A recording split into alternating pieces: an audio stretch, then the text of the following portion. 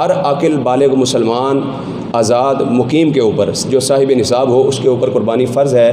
बाद औक़ात ऐसा होता है घरों के अंदर बहुत सारे लोग साहिब निसाब होते हैं लेकिन किसी एक की तरफ से कुर्बानी कर देते हैं। मसलन वालिद साहब हैं, वो घर के अंदर हैं, बेटा कमा के लाता है, वालिद की खिदमत के अंदर वही सब कुछ पेश करता है। साहिब निसाब बेटा है तो बेटे के ऊपर कुर्बानी फ़र्ज़ है। अगर बाप भी साहिब निसाब है तो बाप की तरफ से भी करनी होगी, बेटे की तरफ से भी करनी होगी। बाद औक़ात घरों के अंदर औरतें साहिब निसाब होती हैं, औरतों के पास जेवर होता है 2 तोले 3 तोले 4 तोले, इतने पर कुर्बानी लाजिम आ जाती है। बाद लोग सवाल करते हैं जी हमारे पास 2 तोला 2.5 तोला सोना है, पैसे नहीं है हमारे पास, सोना तो है पैसे नहीं है, तो अब क्या करें? तो भाई उस सोने को बेचो और बेचकर पैसे भी लेंगे। आजकल वैसे भी सोना महंगा हुआ है, 1 लाख से ऊपर जो है वो रेट चला गया है, तो उसको बेचें, आपकी रकम भी आ जाएगी और कुर्बानी भी आप कर लेंगे।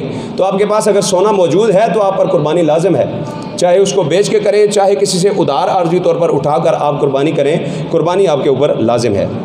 बाद लोगों के ज़हनों के अंदर ये होता है जी पहली कुर्बानी जो है वो हुजूर सल्लल्लाहु अलैहि वसल्लम के नाम की देनी चाहिए। पहली कुर्बानी अगर आपके ऊपर वाजिब है तो पहले आपकी उसकी अदायगी लाजिम है। सबसे पहले आपकी जो कुर्बानी आपके ऊपर फ़र्ज़ है आपकी उसकी अदायगी लाजिम है।